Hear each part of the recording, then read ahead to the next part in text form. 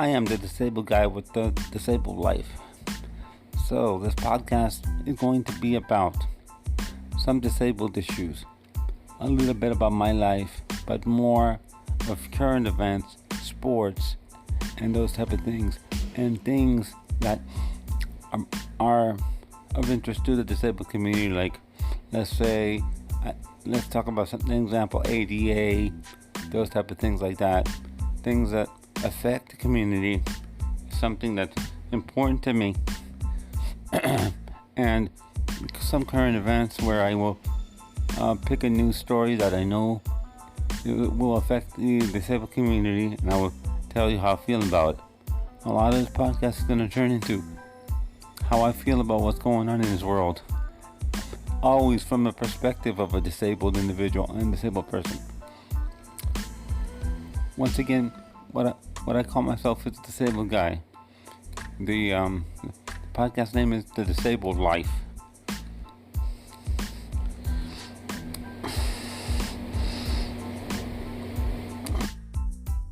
Okay, once again, sorry that this episode is coming out on Thursday night.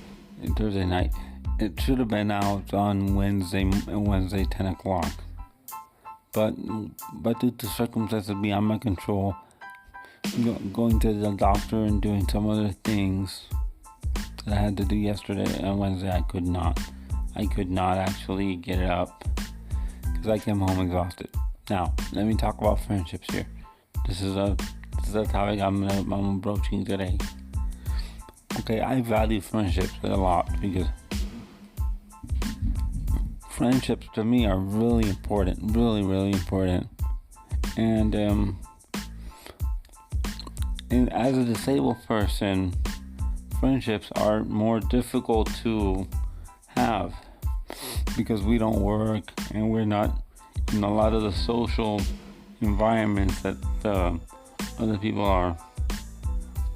So it is another interesting tidbit about me is 99% of the friendships that I have are with able-bodied people. I have friendships with people that are in all kinds of industries.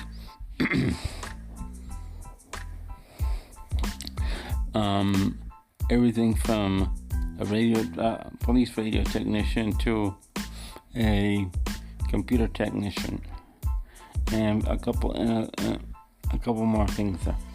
But let me tell you, yes, they are. But with me, friendships is a two-way street. I'll do you a favor, you do me a favor. But you don't have to do me a favor. It's just that's the way I am. So let's talk here. I will look for common interests. Disability is not common interest to me. It is important.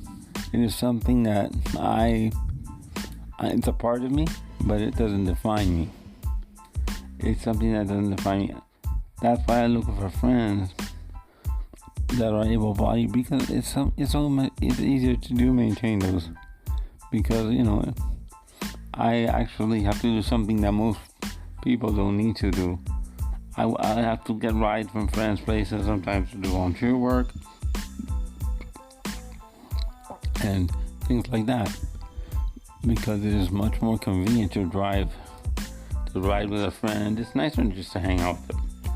So, as a matter of fact, I value, and I do favors for people. I pay back favors. Let's say that you come and help me, I find a way to pay you back by helping you out with something else, or helping you do an exam. I've done that many times. My mom and I have gotten up at 7 o'clock in the morning on a Saturday morning because I need to be somewhere at 9. And we need to start testing at 10. That's just a number that I'm giving you, but yes, that's the way I am. When I say I'm going to be there, I'm there. Just commitment is important to me. When I commit, I get it done. Okay, let me talk about this one. Let me talk about this story. One time, I am an amateur radio examiner, amateur radio operator, and with a credential to be a volunteer examiner, or VE, for those of you that know what that means. So, one time I was helping a person out with a test. Helping her out. She was asking me questions, whatever.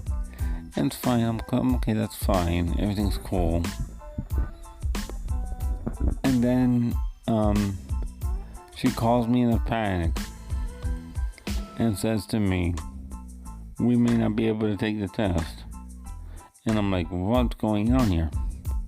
So I asked her, who's giving you the exam?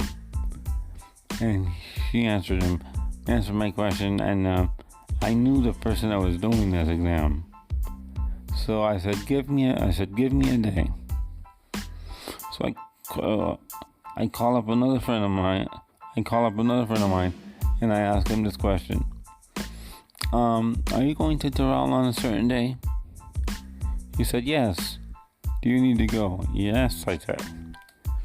So the moral of the story here is that I had to get up early. He had to be there at 9 o'clock. So I had to get up at 7 or something, get up and wait for him. When the testing did not commence until after lunch, 12 p.m. I believe it was. So, what I'm saying is, that's why I said friendships are a two-way street. We accommodate. Sometimes, even if we have to go earlier than we need to, we do it because that's the only way to do it. And we want to make things convenient for our ride. It's not only about us, it's about people and people. It's convenient. So I'm sitting here, okay. I'll say this. Another time,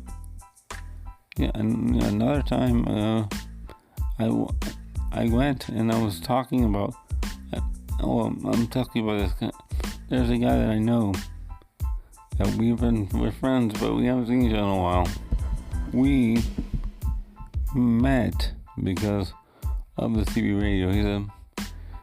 He's a police tech, I believe radio tech, I believe it is, for one of my local counties.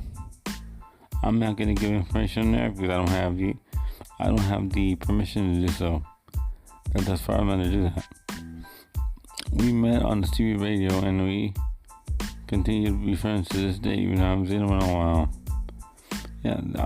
I value friendships. Honestly, it's something that I really, really work hard to keep, because friendships are not easy for us disabled people to keep, because we are not in those circles.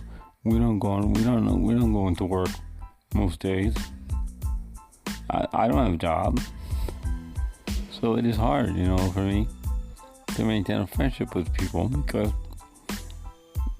I'm sorry, it's not hard to maintain it, but in order to get the friendship to start, that was hard, because what common do you have? I, for one, don't look for disability as a common interest. I look for friends, like for example, at amateur radio, at the Red Cross. That's where I come up in our friendships, because that is important. Those are common interests that I have with people, and it's something important to me to maintain those. Like I said before, it's hard. It's hard for us to maintain a friendship. The reason I say this is because it is very, very hard when we're not in these environments and circles where other people are. But we do it. We do it, and it's important to me to keep the friends I have. Even though lost a few because of things that happened that I didn't like, or etc. But it's really important for those of us that are disabled to keep friendships and to keep working on them. But also, I'm going to say, if you lose a friend over something, don't cry over spilled milk.